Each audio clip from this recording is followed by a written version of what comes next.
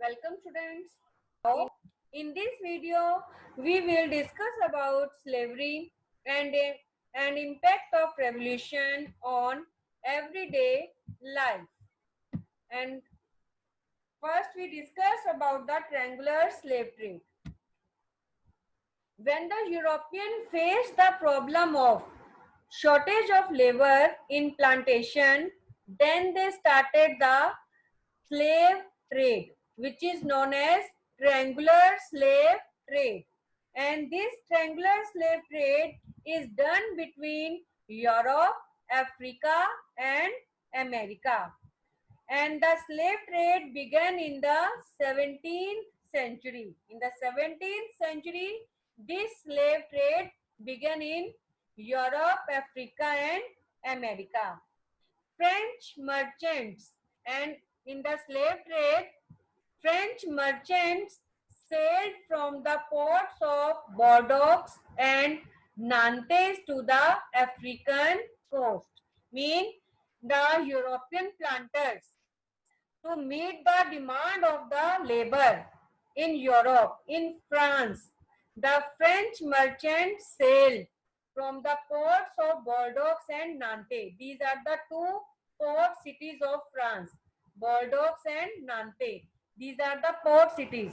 And from these ports, French merchants sailed to Africa, to African coast.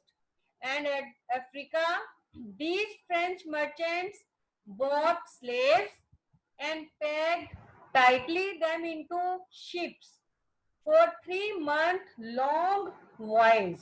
Mean the person who were purchased by the French merchants in Africa. These people, these slaves, pegged tightly into the ship, and these people sent to America and Europe through the ship for 3 month long voyage, and there they were sold to the plantation owners. And the exploitation of the slave labor made it possible to meet the growing demand in Europe. And with this, these slaves were sold to the plantation owners, and these plantation owners do the plantation work with the help of these laborers, with the help of these slaves. This is known as the triangular slave trade. And throughout the 18th century, there were little criticism of the slavery in France. The slavery system was criticized in the France. The National Assembly had long debates about whether the right of man should be extended to all French, including the slave.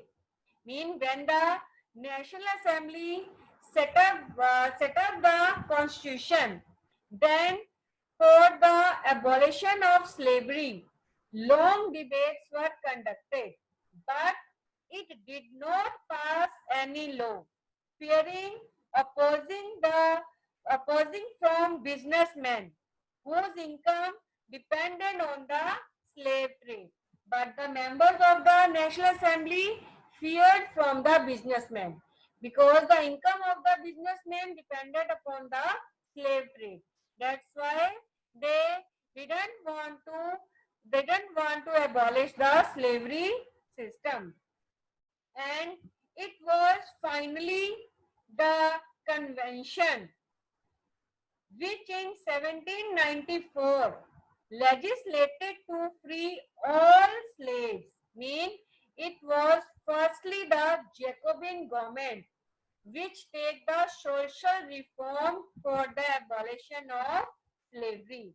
When in 1794, Maximilien Robespierre formed the government. When the power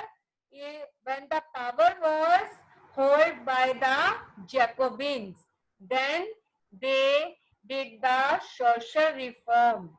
Then they first time take the step for the abolition of slavery. But this turned out to be short-term measure.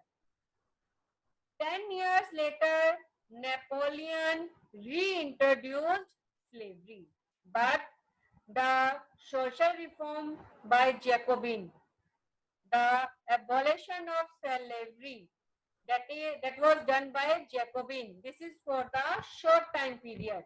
After 10 years, in 1804, Napoleon reintroduced slavery. When the Napoleon gained power in France, he reintroduced slavery in 1804. And finally, it was in 1848 when slavery was abolished in France. Meaning in 1948, finally, slavery was abolished in France. Now the next topic is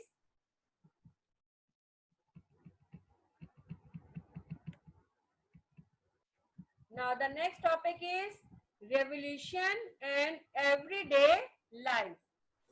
The impact of revolution on the daily routine life of the people. Mean the revolutionary government took it upon themselves to pass laws that would translate the ideals of liberty, equality into everyday life. And the most important law that came into effect was the abolition of censorship. The censorship was abolished. In the old regime, all the written material and cultural activities, books, newspapers, plays, that could be published only after approved by the censors of the king. Mean only that printed material, only that books, newspaper, plays can be published in France, which which was approved by the king. But after French Revolution, censorship was abolished. Censorship means the restrictions on the press. The restriction on the press was abolished. Now the books, newspaper can be freely printed. And with this, the people got the freedom of speech and expression. Mean the Declaration of the Rights of Men and Citizens proclaimed freedom of speech and expression to be a natural right. Mean the freedom of speech and expression was given to the people after the French Revolution. And with this freedom of press, the lot of books printed in the France, newspaper, pamphlets, books, and printed pictures flooded the towns of the France after the abolition of the censorship. And all ideals of liberty, justice, and philosophy widely attracted the educated people. And when the people started to read the books, newspaper, the ideas of liberty, justice, so these ideas started to publish in the French cities, and educated people attracted toward these ideas. Now the next topic is rise and fall of Napoleon. In 1804, Napoleon crowned himself as the Emperor of France. Mean when the Directory fell in France, then the path was cleared for the Napoleon. And in 1804, Napoleon crowned himself as the Emperor of France.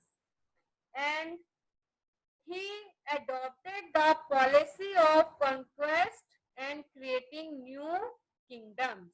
In the Napoleon wanted to conquer more and more countries, and initially he was seen as a modernized and liberator. Mean initially in the Europe, the policy of the Napoleon considered him as a modernizer and liberator. He introduced many laws such as the protection of private property, uniform system of weight and measure, decimal system. So these are the some reforms. These were the some laws which were introduced by the Napoleon.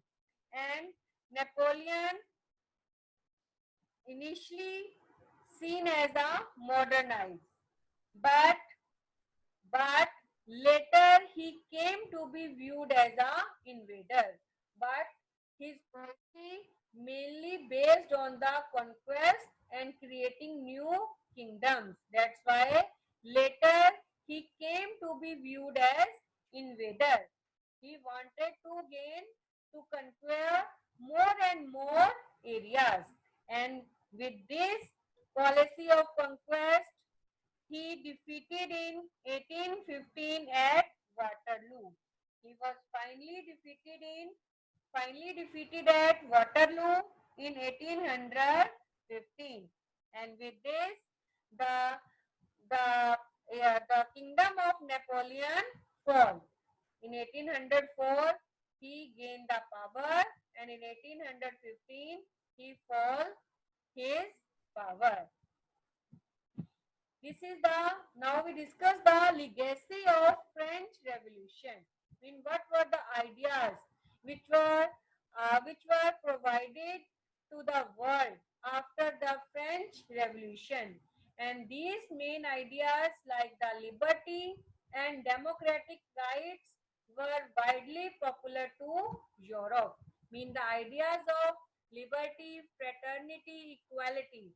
These ideas were popular to Europe. Not only in Europe, to whole world. Colonies got influenced by the idea of freedom. With the French Revolution, the colonies means those countries which were which were which were controlled by the European countries. For example, India. India was a colony of Britain, meaning India before independence, before 15 August 1947, there was British rule. India was the colony of Britain, and these colonies got the idea of freedom after the French Revolution.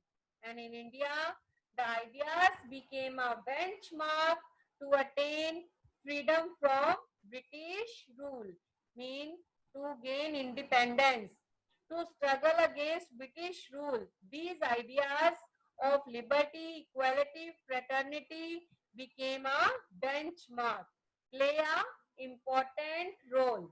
This is the legacy of the French Revolution to the world. In the idea of liberty, fraternity, and equality, these ideas, these democratic ideas were given to the world by the France through the French Revolution. Thank you.